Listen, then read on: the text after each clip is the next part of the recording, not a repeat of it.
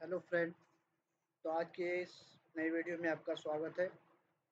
तो आज हम एक नए टॉपिक के बारे में चर्चा करने जा रहा हूँ, जो कि आज के इस वीडियो में कौटिल्य के बारे में चर्चा करेंगे। जो कि ये कौटिल्य ने ऐतिहासिक रूप से भारत की बहुत सारे बातें की थी इसके बारे में। तो चलिए स्टार्ट करते हैं। तो क्वेश्चन पूछ सकता है कि कौटिल्य के आधार पर प्राचीन भारत से राज्य का आलोचनात्मक विश्लेषण कीजिए। तो इसका आंसर में लिखना है पहला पॉइंट में कि राज्य की उत्पत्ति के संबंध में कौटिल्य ने सामाजिक अनुबंध सिद्धांत की वकालत की है। इनका उनका कहना है कि राज्य की उत्पत्ति तब हुई जब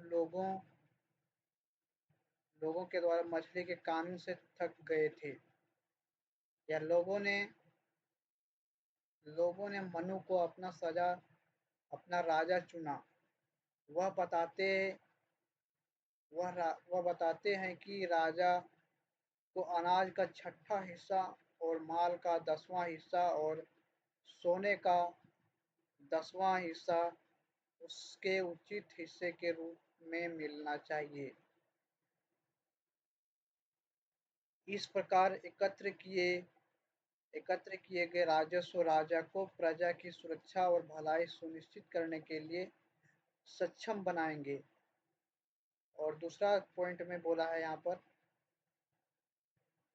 या लिखना है कि राज्य कौटिल्य के अर्थशास्त्र में स्वामी राजा की अध्यक्षता में है।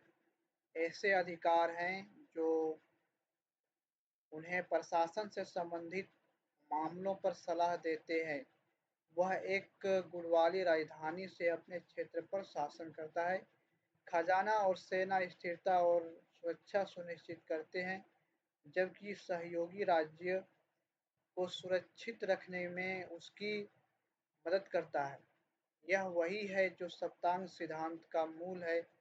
और फिर भी राजा की परेशानियों पर चर्चा करते हुए समय कौटिल्य दो तत्वों को राज्य में प्राथमिकता लोगों के रूप में मानते हैं: राजा और राज्य। राजा संप्रभुता और राज्य राज्य का प्रतीक है। तो इस प्रकार से दूसरा पॉइंट था। और तीसरा पॉइंट में यहाँ पर बोला कि कौटिल्य राजशाही है क्योंकि वह राज्य के जीवन और संपत्ति की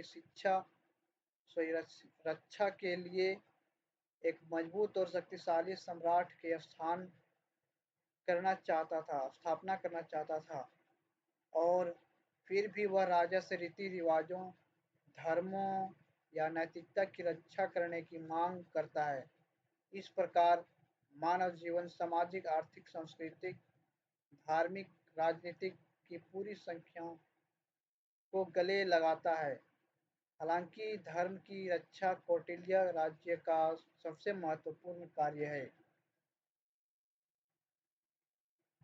चौथा पॉइंट में है कि कौटिल्य के विचार में लोगों के कल्याण को बढ़ावा देना, राज्य की संस्था में व्यक्त रखना एक आवश्यक कार्य है।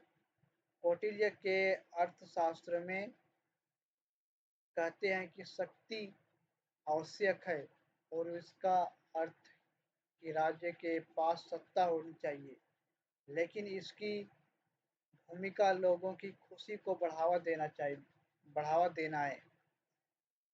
इसके बाद पांचवा पॉइंट में आते हैं। तो पांचवा पॉइंट में बोला कि कौटिल्य राज्य की भौतिक भलाई की देखभाल करता है, लेकिन यह यही नहीं रुकता और विषयों के सामाजिक, धार्मिक और राजनीतिक जीवन की भी रक्षा करता है। यह गरीबी, अनाथों, वृद्धों, असहायों, अशक्तों, गर्भवती महिलाओं और नवजात शिशुओं को समर्थन करता है। इसके बाद छठा पॉइंट में है कि स्वच्छता का पहलू आंखों से बच नहीं पाई। कौटिल्य के अनुसार गांव में शहरों को योजना के अनुसार बनाया जाता है। प्रत्येक घर में एक डंगहिल होना चाहिए। सड़कों पर कूड़ा फेंकना अपराध था।